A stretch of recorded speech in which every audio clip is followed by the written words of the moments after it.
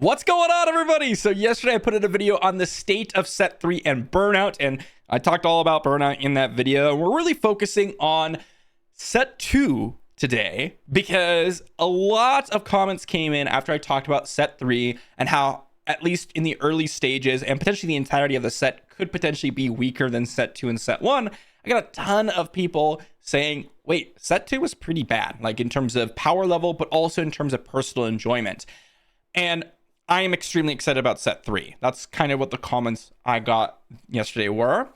And I wanted to kind of revisit that and actually dive into whether or not set 2 was truly a weak and unimpactful set in terms of meta, in terms of card data, and all that stuff. Now, I will note, if any of you watched my videos as of late, this video talking about set 3 and how I think it could be a little bit less powerful is not in any way telling you that I am not excited about the set. This set, if any of you watch my videos, you know Clone Wars is like my favorite era of Star Wars outside of the Old Republic. So seeing all the cards and seeing them relate to the Clone Wars episodes and seeing how they relate to the lore is super exciting to me. They're super flavorful. I like the thematic and I like the mechanics of the set. It's just a matter of, okay, are these cards going to fit in the meta, or do we have too much hate towards tokens? And are these cards a little bit underpowered because they're backed up by the fact that they will be synergizing with the other tokens, and that's going to end up just not really making the cut in our just generally powerful decks like Boba Yellow, Sabine Green, etc. And while that is the case, at least in terms of like power level and the initial opinion, well, set 2 is oftentimes referred to as not just a set that people didn't enjoy as much as set 1 for many reasons. The game was brand new when set 1 came out. It's visiting an era that most people hold as the most important era of Star Wars, etc. But is it actually weak? Were the designs of the cards not able to stand up to the previous kind of cards that we had in this set? Were they just vastly different in power level? Because again, as I said, I got a lot of comments. Wow, I think it's too early to expect this set to be weaker than set 2. Set 2 is pretty darn weak, which again, we're going to be visiting that and determining whether or not that type of sentiment is actually true, because this was actually really interesting to me. And again, if you don't like set 2, that's totally fair. Totally fair. You could like, not like, whatever. I'm looking at the data, and for that, we're going to be diving into the recent European Open that was the biggest Star Wars Unlimited tournament that we've had so far, and talking about some of the most played decks there, as well as the top 8 overall. So popping over to the European Open, as you can see here, in terms of top 8, we had Bossk, Han Solo, new Han that is, and Cad Bane as 3 set 2 leaders in the top 8. The rest were set 1 leaders. Boba Fett, Emperor Palpatine, Sabine Wren, and then 2 more Boba Fetts. So in terms of just top 8, in terms of leaders, set 2 was not as well representative as set 1. If you look at the metagame, you could see the top 2 decks are Boba Fett and Sabine. Again, a set 1 leader. So by far, set 1 leaders, I don't even need to run the numbers on this realistically. You can just clearly see the next 2 are set 2 decks, right? Set 1, set 2, and set 1 absolutely dwarfs set 2 in terms of the meta, right? You have Emperor Palpatine as the follow-up, Tarkin up here, and then that's, kind of smushed in together with Rey. So set 2 has a very, very big differential in terms of representation as set 1. And that's potentially because set 1 leaders are just more powerful, or in particular, Sabine Wren and Boba Fett are just extremely powerful leaders in of themselves.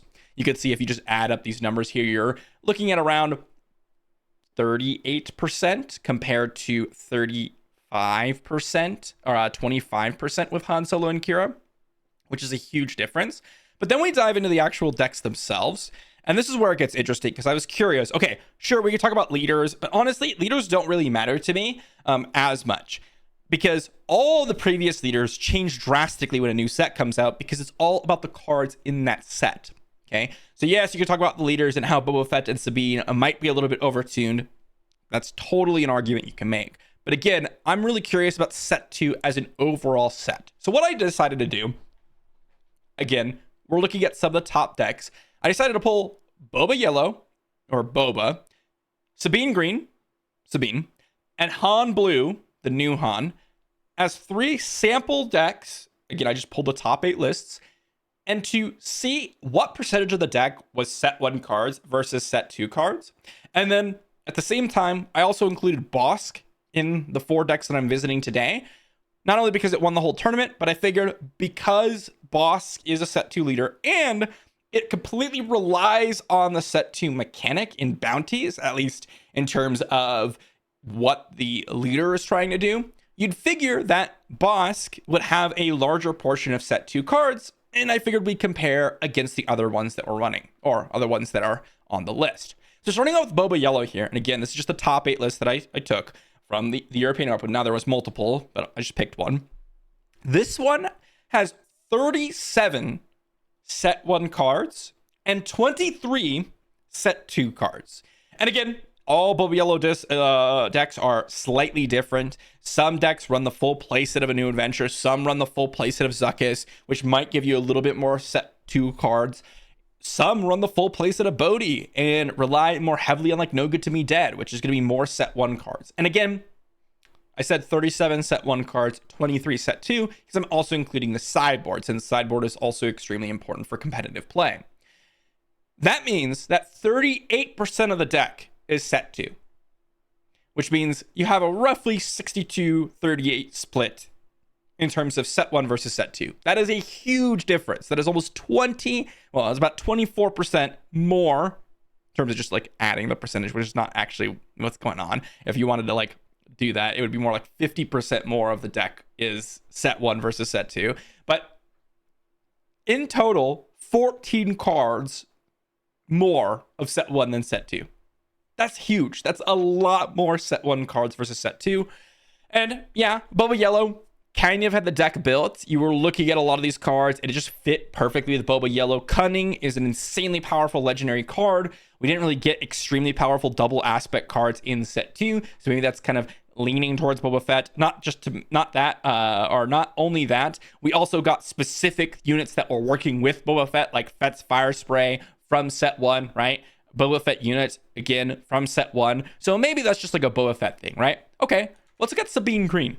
Again, we're looking at 4 different decks today.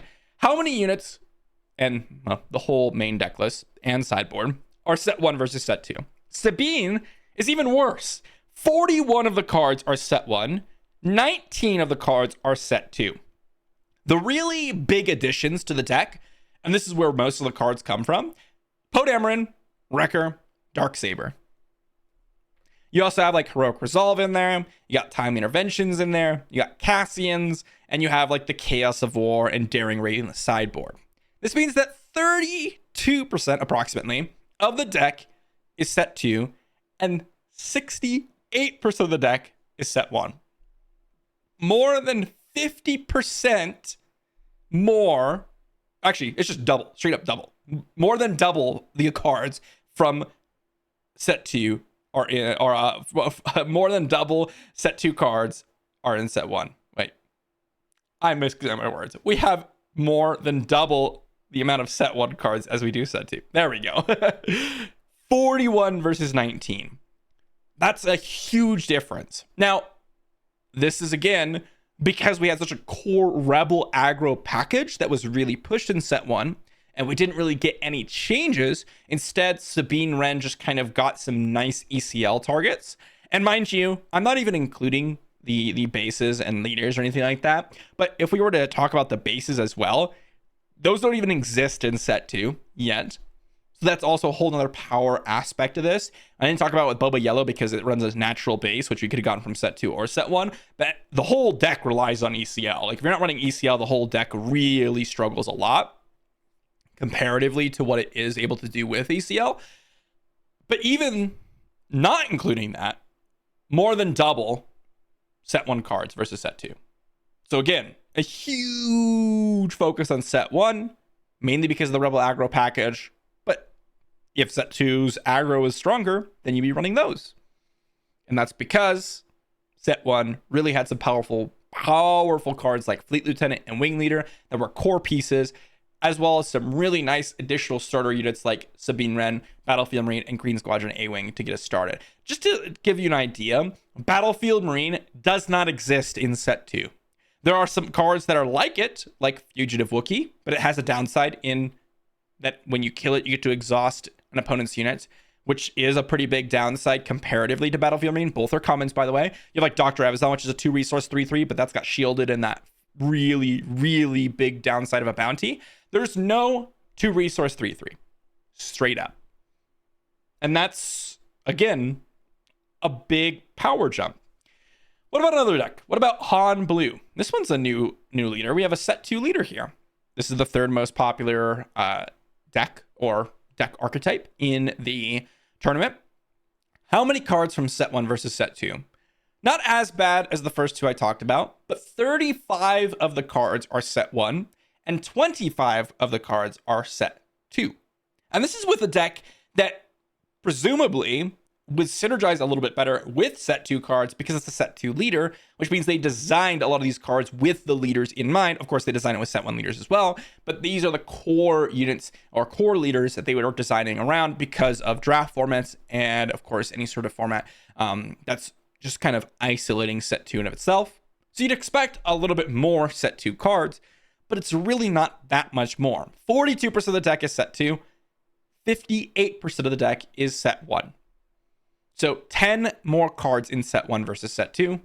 And again, the major additions to this are going to be some of the ones that are just heavy hitters, like the Krayt Dragon, Poe Dameron. We've seen these ones come up over and over again. Cassian, and some of the new removal or hand disruption like Pillage, Fell the Dragons, Rivals Fall, etc.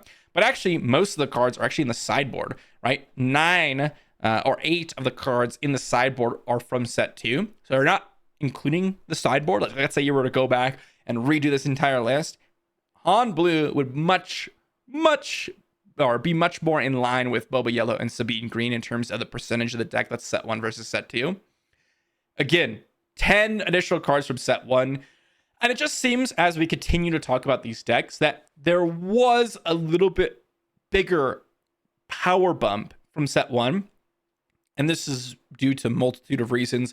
Just getting started with the game, they're excited to push the cards, they're excited for people to get their hands on them, and they want people to continue using their set 1 cards. They don't have to feel like they're buying new ones for set 2 potentially. That's a little bit more speculation, but the other reasonings are, for the most part, going to be true because it's true for any game that's really just trying to get people in the door.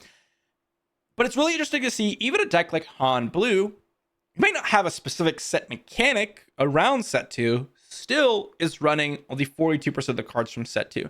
So what about the winner of the whole tournament? What about a deck that literally references bounties in its leader text multiple times, front and back, and doesn't really do anything if your opponent doesn't have bounties, either that you placed or that your opponent just plays because they're on the cards? What amount of the deck is going to be set 2 versus set 1? It is exactly the same as Han Blue. 35 set 1 cards, 25 set 2 cards, 42% of the deck being a set 2 deck. Now, there are some changes that you can make. Again, I'm including the sideboard. Some people like Bazine Natal over Spark Rebellion because you can go ahead and smuggle it out for a lot of resources. That could be kind of not quite a 1-for-1 change, but a little bit of a 1-for-1 change that you can make. There are other cards that you could play instead. And again, all these decks are a little bit different. But in terms of just comparing the ones that we saw from this tournament, again, 10 more set 1 cards in a deck that's supposed to be purely around bounties. Again, people build whatever they want, so it's not like supposed to be purely around bounties, but in concept, it is all based around a set 2 mechanic. Doesn't even have that many cards that revolve around the set 2 mechanic. You have a total of 6 between the main deck, or I guess you could say 9, between the main deck and sideboard revolving around bounties. That's the client, Deathmark, top target. That is it. Everything else is either just getting you some value, controlling the game, or being a finisher, whatever. Most of the cards here are from set 1. And to see even a deck that's revolving around bounties be very much leaning set 1 over set 2 is actually a little bit surprising. I did not expect that from Bossk. Again, you just look at the cards and you think, oh, well, the Client is one of my best pieces in the deck. Dr. Pershing is a really nice card advantage engine. Because I have the Bossk action with the bounties, I can afford that. Deathmark is really sweet. I draw 4 cards. But you don't really think about like just all the glue pieces that you have in terms of like numbers, right? Make an Opening, Power of the Dark Side, Force Choke. Power of the Dark Side is arguably the best removal in the entire game. Open Fire is up there. The one that we got from set 2 dealing 3 damage. It's just straight up worse than Open Fire for the vast majority of cases because Capture is not that relevant. Vigilance, again, the double aspect cards, they just weren't as strong, nearly as strong in set 2, so you don't really get to see them all that often. And again, the cards that we see pop up are some of the haymakers that people talk about all the time. Pillage, Crate Dragon are 2 of the big ones, but also we have some of the specific bounty things with Bossk. Overall, if you were to average out all of the decks that we talked about in terms of actual numbers, 38% of the cards were set 2 and 62% of the cards were set 1.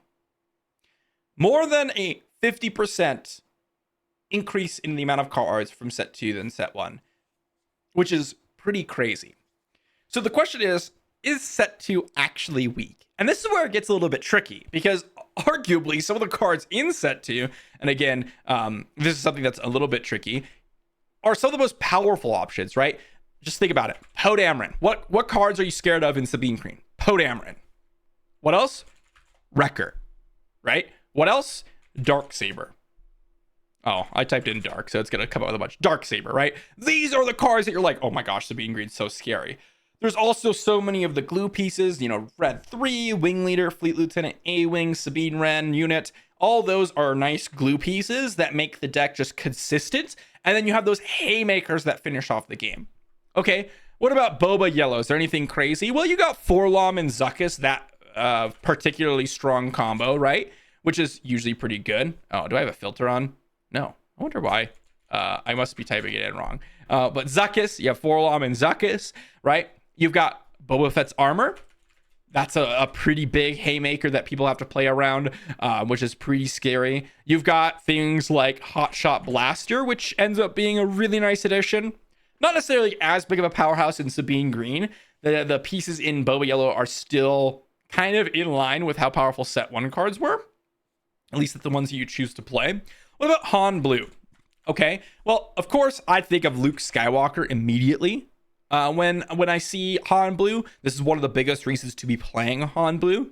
But outside of that, I mean, Crate Dragon, right? Crate Dragon's a huge reason. You have Chewbacca, right? Chewbacca is absolutely amazing in that deck. Comes down and kills something almost every time, giving you a nice body. You have Poe Dameron, which comes down earlier, similar to their decks.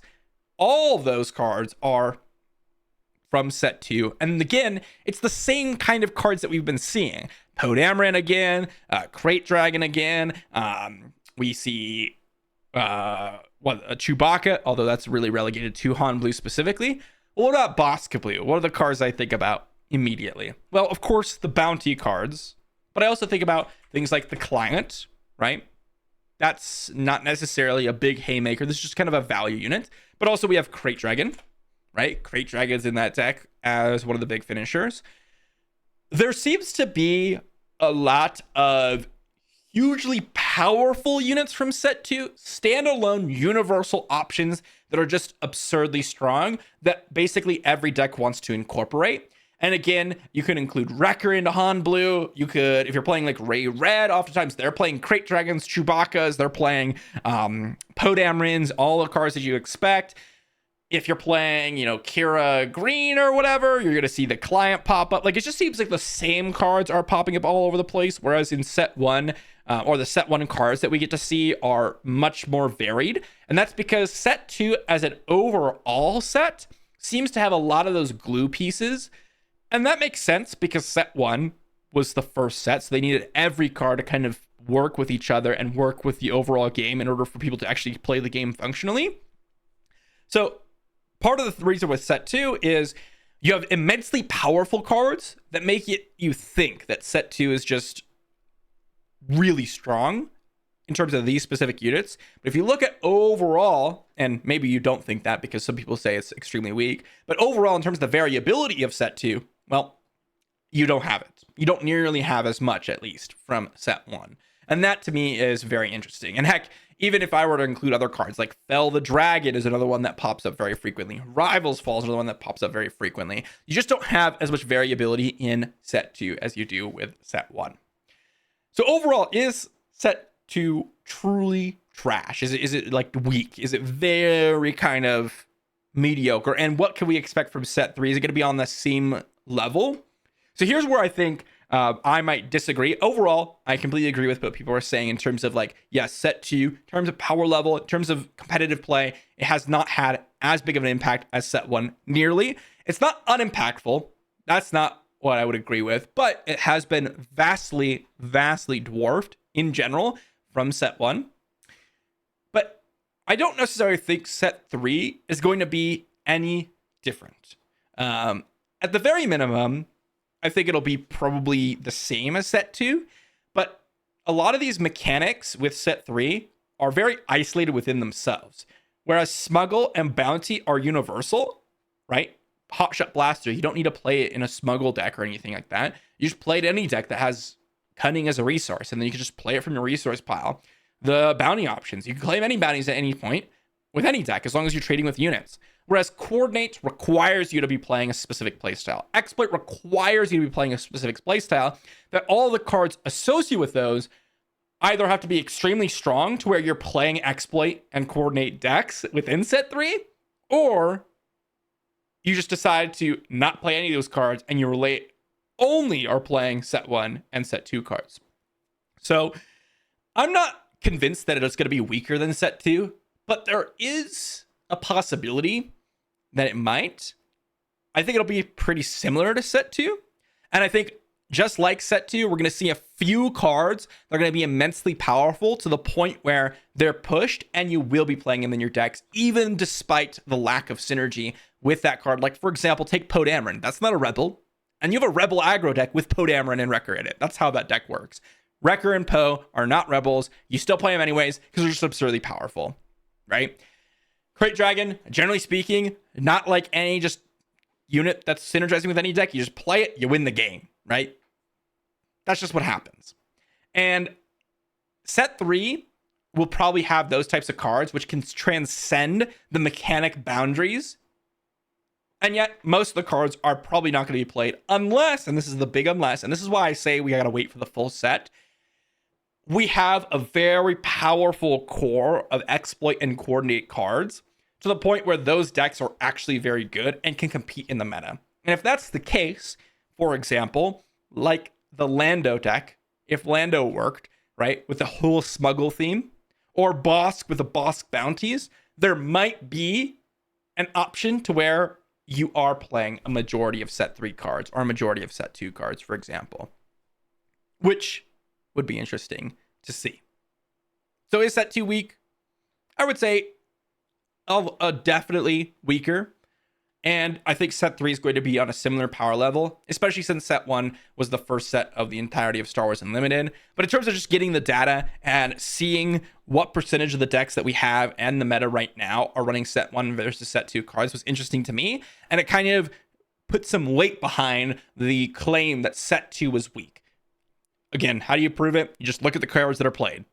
Pretty simple. These are the cards that are played very frequently. And yes, every tournament's going to be a little bit different. There might be a huge set 2 domination in one of the future top 8s, but maybe the leaders are set 2, but the cards are not. You'd have to go and check all the cards, all the tournaments, etc. This is just from the biggest tournament that we've had in Star Wars Unlimited so far. So let me know what you think in the comment section down below. What is your final opinion on set 2? I know I made a video a while ago talking about set 2. And again, this is the last time I'll really be talking about this unless I have it related to set 3 when we actually get the full set released. But I know a lot of people were not super happy about set 2. They didn't find it as enjoyable. Maybe that's just the thematic, but also the power level. What do you think about set 2 now that we've had it for a little bit longer? Because I know I made the video about a month after and I was responding to some of your comments about the weak power level and the thematic. But A lot of people are like, well, it's too early to say. Well, we've had even more time, like another month after that, and people are still saying the same thing, and we could even verify it with a little bit of data. What is your opinion now about Set 2? Let me know in the comment section down below. Thanks for watching, everyone. I'll see you for the next one.